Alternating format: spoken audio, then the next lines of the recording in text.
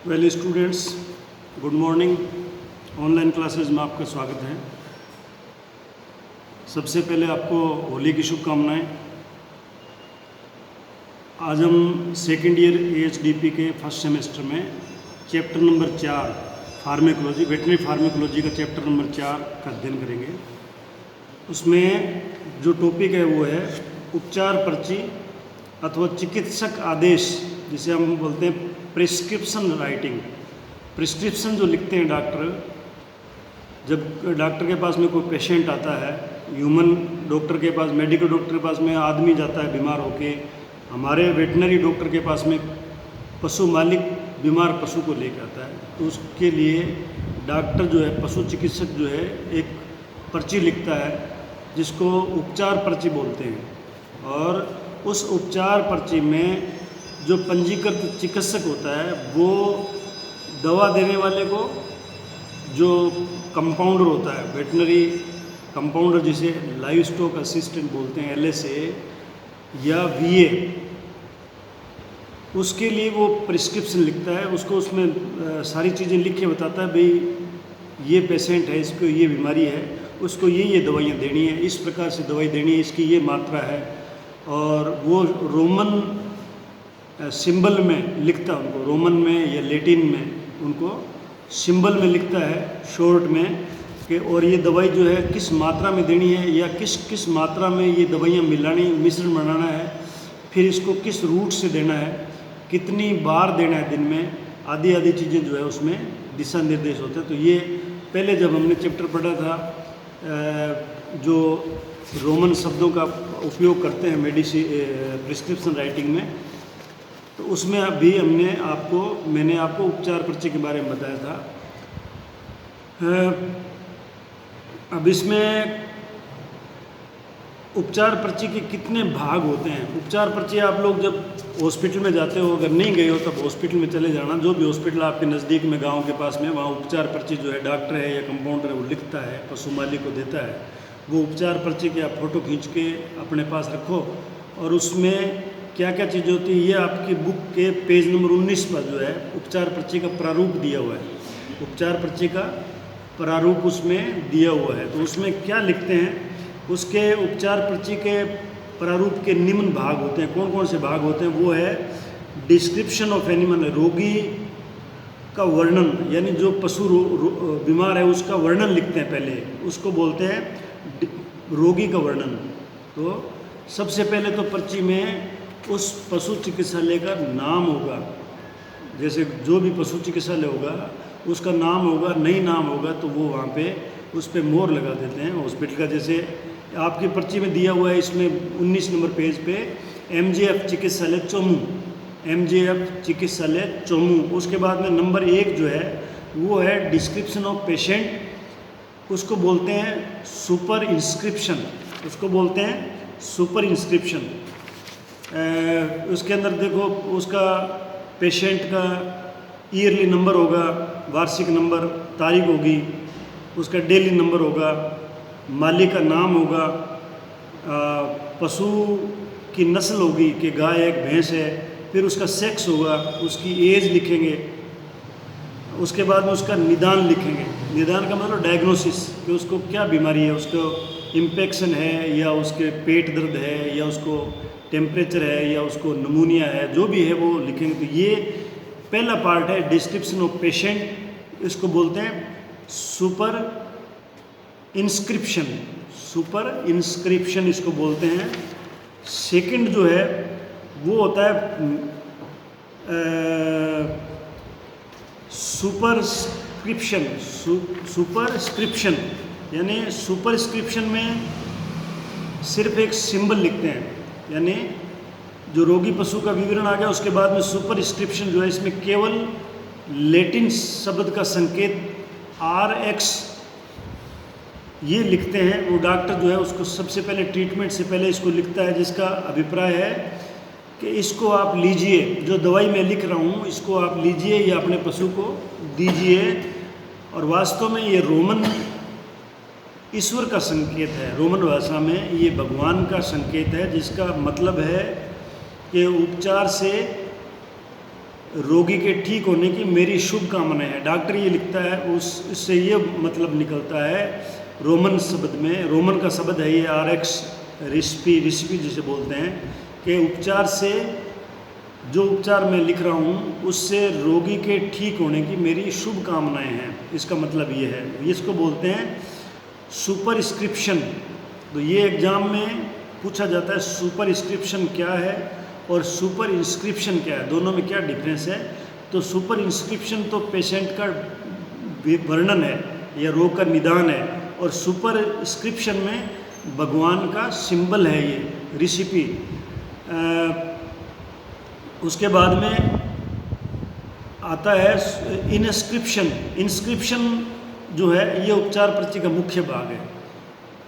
Inscription जो है ये उपचार पर्ची का मुख्य भाग है। इसमें औषधियों का नाम और मात्रा लिखी होती है। इसके भी 4 भाग होते हैं। इसके 4 भाग होते हैं। एक तो होता है आधारभूत औषधि, यानी बेसिक ड्रग।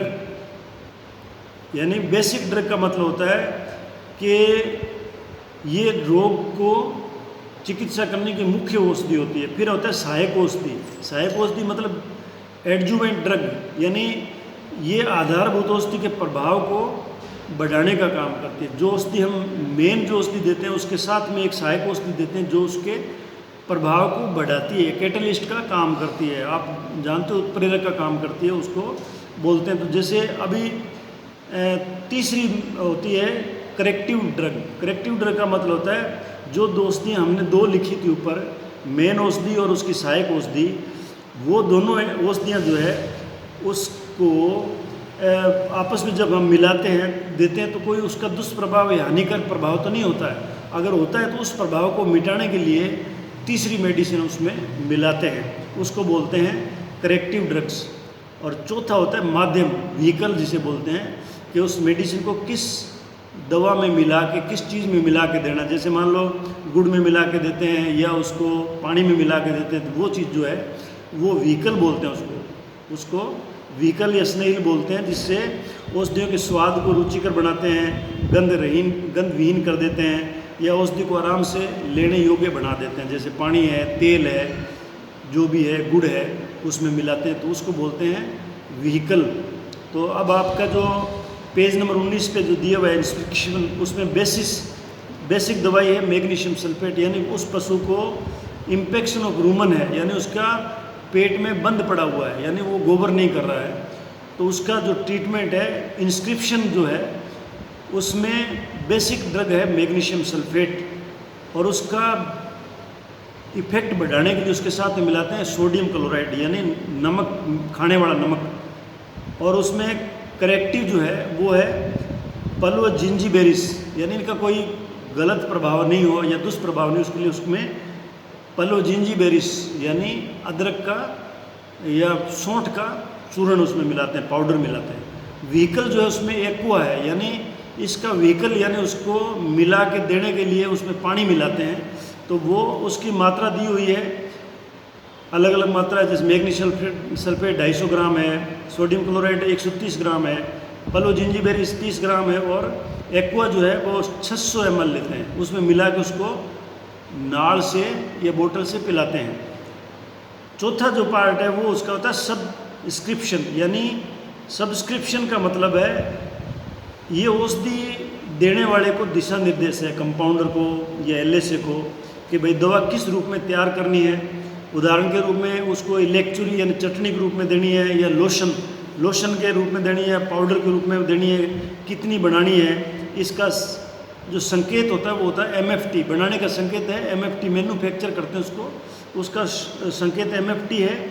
फिर आगे देते हैं पल्व 1 इस प्रकार का जो ऊपर दिया है, एक प्रकार का पाउडर, एक खुराक बनाते हैं, 6 बनाते हैं, ऐसे 6 खुराक बनाते हैं और एक दम उसको देते हैं।